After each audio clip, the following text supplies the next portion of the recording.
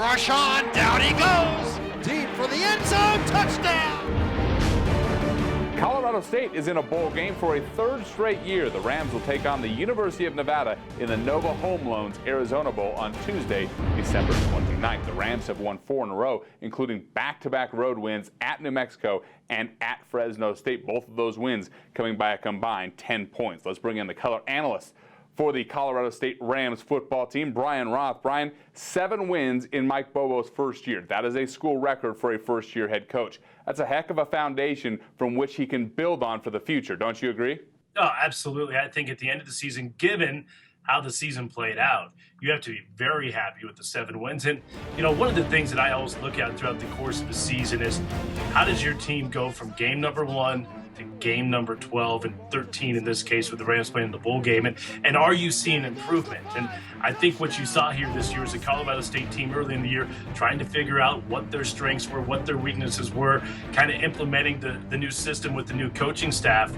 Obviously the 2 overtime losses early in the season really hurt them, but you saw a team that got better as the year went along. You saw a team that adjusted to their strengths, that became a power run football team, and to win 4 games to close out the season, to go to a bowl game, a chance to win 8 in Mike Bobo's first year, I think is a success. Another way you get better as the season grows longer, you look for those senior leaders, and Joe Hansley has been that for the Rams, going to play in his final game. Here's a guy that's been an all-round weapon for Colorado State in his career, tied for the team lead with 9 total touchdowns this year. He's going to leave behind some big shoes to fill after he plays his final game for Colorado State. Yeah, you're right. He is a kid who, when you sign a kid out of high school, and he played at Highlands Ranch, very good high school player in the Denver area, this is the type of career you want to have every one of your kids that you sign.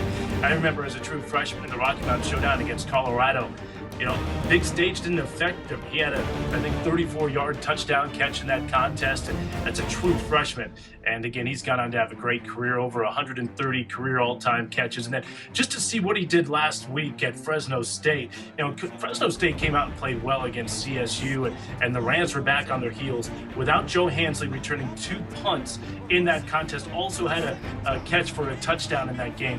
Colorado State does not win that game, and they might lose by 14 or 21 points.